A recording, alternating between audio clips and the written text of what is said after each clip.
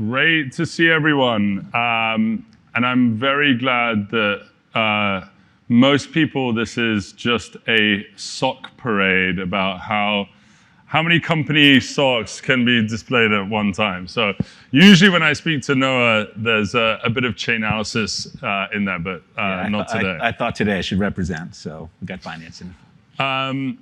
So Noah, before we start talking about Binance, I'd love to get a sense of the road that led you to Binance, and I want to really get into sort of some of your career choices that you've made along the way, and obviously this is the latest move, and sort of explain to us like why you've made these choices over time. Yeah, sure.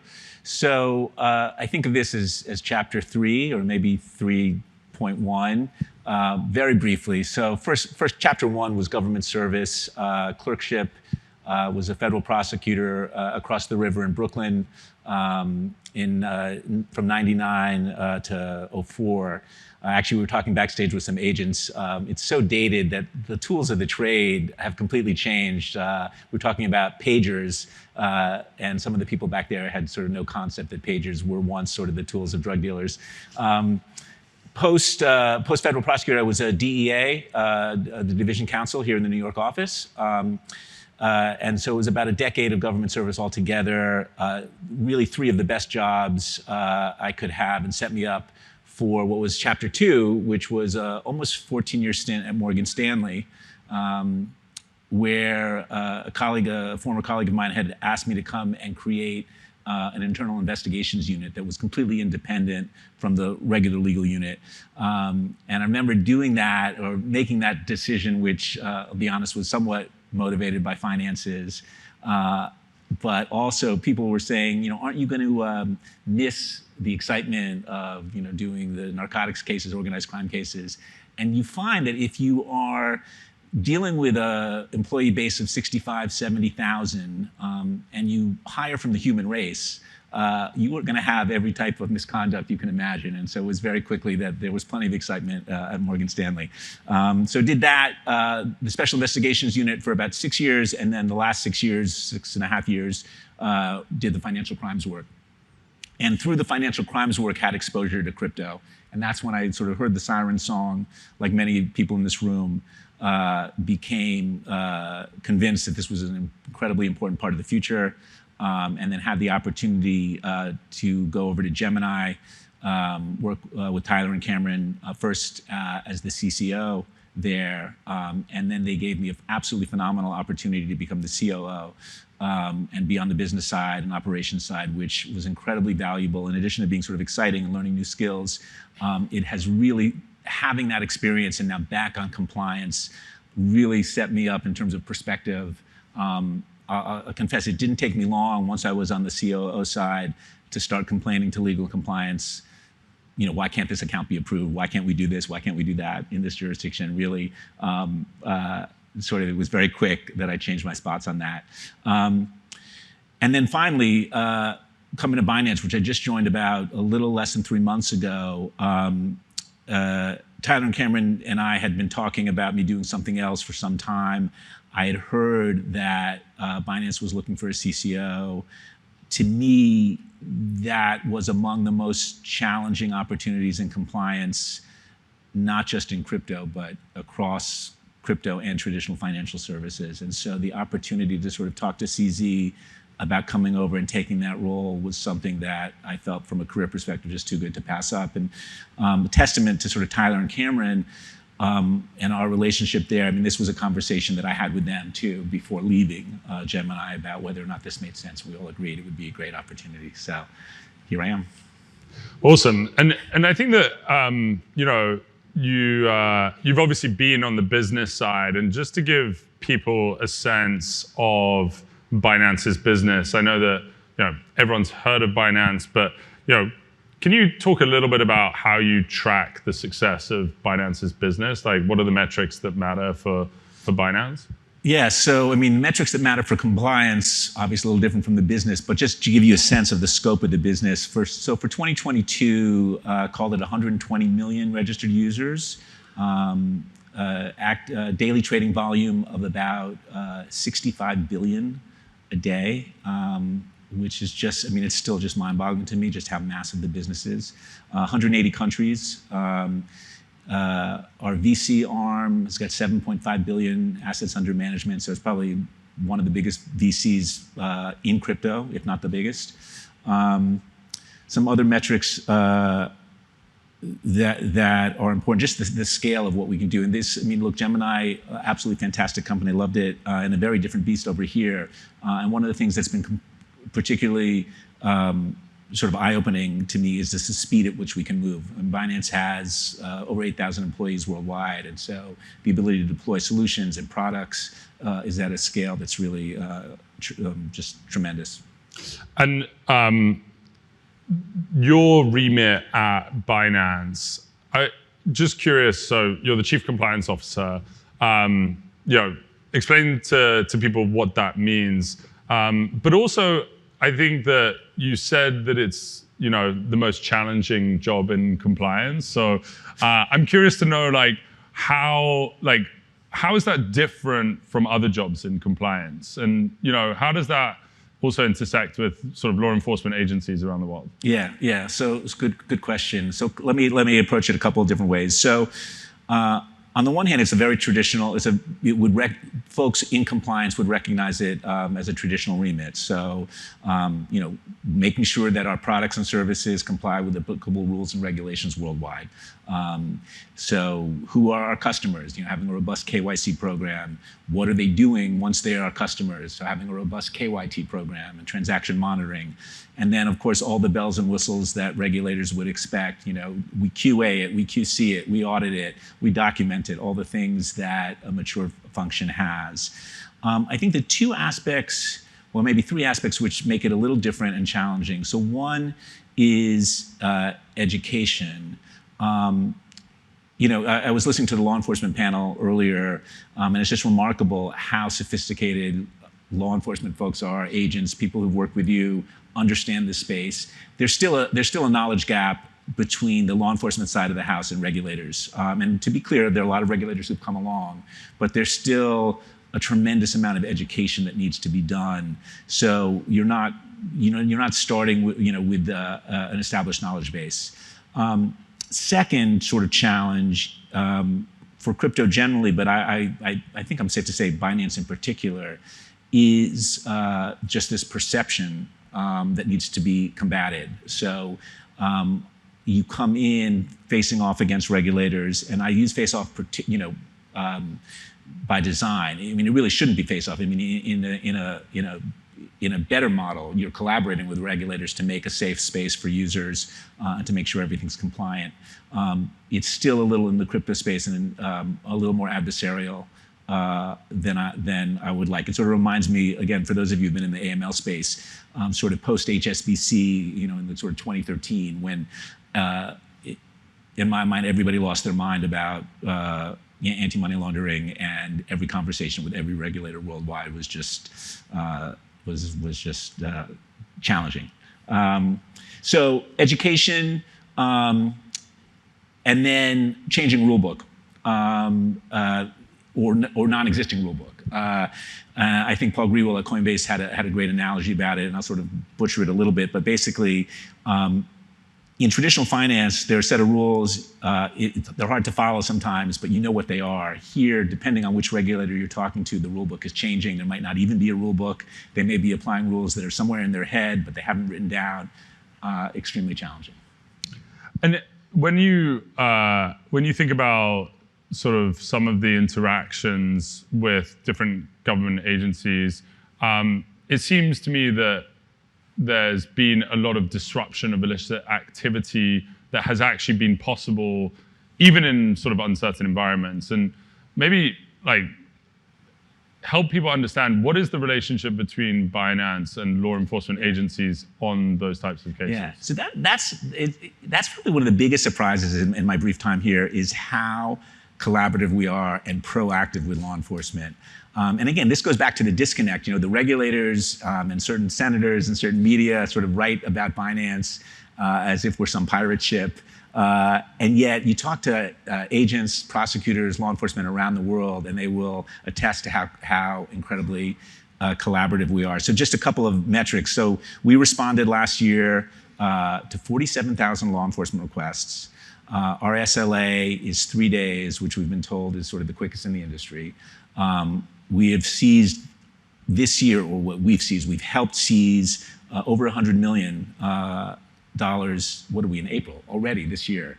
The pig butchering case that DOJ announced yesterday, the $100+ million, we had a big part in that, working with law enforcement, and we are proactive, and a lot of it is sort of almost on a voluntary basis. And we don't have to. We take a course that this is actually the best posture to take for our users. Most people want to be on a safe, legit platform. So that's what we do. And when you think about that and like what your priorities have to be in order to ensure a safer platform, what actually are your, obviously you walked in the door and you didn't know what was on the other side, so you had to orient yourself. But now sitting the job for a little bit, what are your sort of top priorities, and what metrics are you using to sort of track that progress? Yeah. So let me sort of address that a couple different ways. So one continues to be education, and getting regulators around the world on sides that we're all sort of working towards the same thing, which is a safe environment with clear rules of the road. As part of that, we continue to do outreach, and one of the metrics I didn't mention was in terms of law enforcement trainings. So last year we did 70 separate trainings for law enforcement to ensure that we've got agents around the world who know what they're doing. And the same approach to regulators. We're not as proactive there, it's harder, but making sure that we come to the table so that regulators understand what we're doing, not just finance, but the industry as a whole, and making sure that we've got adequate input. In terms of metrics for compliance, it's, they're all the sort of usual metrics that one would expect about sort of, how many PEPs, how many SARs, how many alerts. But the metric that I'm particularly interested in is what we call, I'm sure others have different terms, but we call block cases. So just stepping back, something happens, whether it's a transaction monitoring alert or an adverse media, something that doesn't rise to the level where you would immediately offboard the user, but you want to block the user while you investigate. To me, obviously, not to me, it's obviously a horrible outcome for the user to be blocked.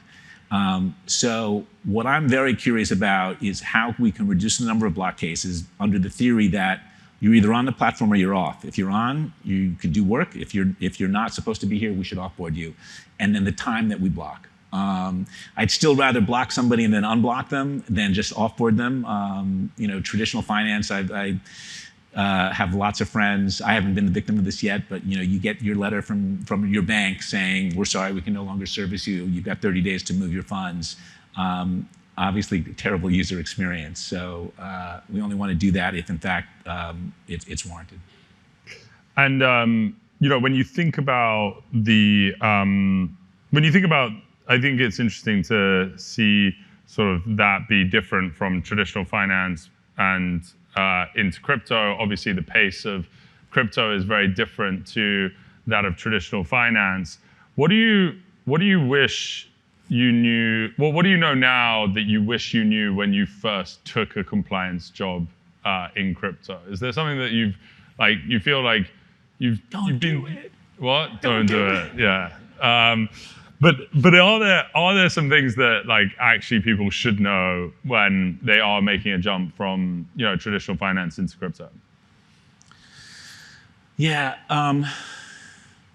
Look, it's really hard, and for some of the reasons we talked about. I got going back to my first compliance job. I remember I got into real trouble with the AML Financial Crimes Department at Morgan Stanley with my own team for sort of walking into it and thinking how easy it was. So what's the big deal? We just have to know who our customers are and then know what they're doing. How hard can it be? It's really hard in traditional finance, even when you have all the rules written out, and you've got a track record of people doing it. And now apply it to a new industry where, as we said, where the rules are unclear, or where you're trying to make up the rules, or not make them up, but you're trying to sort of inform how it should be done. Super difficult. And then, I mean, sort of the elephant in the room, regulation by enforcement. In traditional finance, you like to, I mean, my sort of posture was, if we're in a gray area where it's not clear and we can't get an advisory opinion, we used to sort of, and I'm sure a lot of you do the same thing, you make a decision and you sort of walk it back. Okay, let's play out how a regulator would react if they disagree. Did we have a good faith basis were we user focused? Are we sort of in line with the principles that are out there? And then if we get it wrong, the expectation is that they may tell you, all right, well, just don't do it that way anymore. But at least you sort of have something to stand on. Very difficult here in crypto, where you try and apply that same mindset, and then all of a sudden, it's not a discussion about it's a Wells notice. Or worse. And so very, very challenging to be sort of business focused, to try and be commercial, but also to protect the company and your users from that potential outcome. And this antagonistic sort of feeling among the industry, and sort of, I would say, there's a lot of talk about, especially in the media, about Operation Choke Point 2.0. And I think that when you have, this sense that, there isn't an open door for conversation. And, part of the reason why we have Links is actually to try and have some of these conversations and create opportunities for, public sector and private sector to actually engage in meaningful dialogue about, what are the products being offered, and how does this solve some of the policy issues and things that people have issue with. What is going to be, what can we do to change that in the US, where the feeling is among the operators that there is this there is actually this operation underway. What is the thing that the industry and actually maybe even the policymakers can do around responding to this type of environment? Putting back on your Morgan Stanley hat maybe also is how are you responding to this type of environment? Yeah. Right. If we had an answer, we'd know how to do it, right? But so I think it's a combination of things. I think it's dialogue, education, being a good actor. I mean, one of the reasons we are so proactive with law enforcement, in addition to thinking it's the right thing for our users and the right thing for crypto, is the hope that there's a collateral consequence, that on the regulatory side of the house, folks start to see that there are good actors in the industry. And in fact, the overwhelming number of sort of established exchanges want to be good actors. And so there's that, there's dialogue. I mean, look, in the US, I'm not, without sort of calling anybody out, any regulatory agency or lawmaker, I got to say, it's disappointing, the sort of lack of vision and sort of the presumption that there's no use case, or the use cases are too far out, and that this is still, I mean, despite all the work Chainalysis has done, that crypto is still all about crime. And I say it's disappointing because technology wins, it moves forward. One of the eye-opening things for me about working at Binance, is the first time I've worked in a company not based in the U.S., is there's a big world out there, and yeah, the U.S. is an important market. We don't have any U.S. users, and what the U.S. says is important, but it's not the end-all be-all. And there are other jurisdictions, whether in Europe or the Middle East, Asia, that are embracing the technology and working with the regulators, and hopefully we can sort of inform the U.S. regulators that, and sort of continue that dialogue and try and get some collaboration here. And just on that, I mean, one of the big sort of challenges for the policy environment is that, this technology is global in nature. It's definitely, here to stay, and it's actually sort of all over the world. And the use cases are sort of the breadth of everything from, the previous panel to, sophisticated ways of providing financial infrastructure for the future of finance. And part of the sort of policy problem is that we haven't had sort of institutions that transcend the world instantaneously. And these are global markets. I mean, they are 24/7 markets. They don't shut. And so, I guess my question is, what should the U.S. be doing to understand global exchanges as a business? And do you think it's likely actually that that we'll see a world in which there are U.S. subsidiaries of global businesses that are sort of much more limited in the U.S. market than they are in other markets around the world? Yeah, so answering that last part first, I mean, absolutely. I think it will be limited in terms of products and services. One of the things, back to your question about sort of what I wish I had known or about sort of compliance, and is that at a certain point, you can't work with a regulator or in a jurisdiction that doesn't want you. I mean, there's no amount of convincing or education at that particular time that you can do, and it's time to sort of pack your bags and look for greener pastures.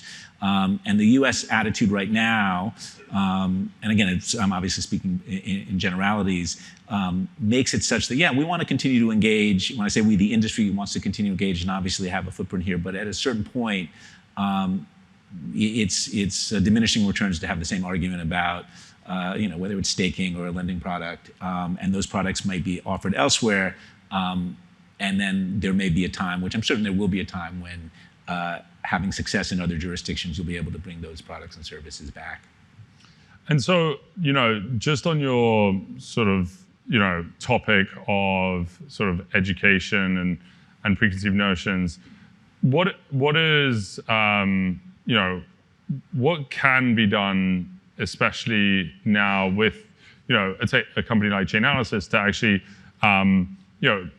present the arguments that you think change this? Like, is it purely are we in an environment where it's purely educational, and like what should we be doing more of? I think more of the same. I mean, I think continued education, continued dialogue, especially on the law enforcement side of the house. We requested, when we knew they weren't going to grant the request, but we sort of talked to DOJ about can there be acknowledgement in the press release of the role that private industry has played, and they don't do that, and I get that, and I'm smiling because that's the type of continued engagement. Firms like yours, firms like ours, other reputable that are actually working to disrupt this, is the type of thing that we need to get more education and more folks on sides, as it were.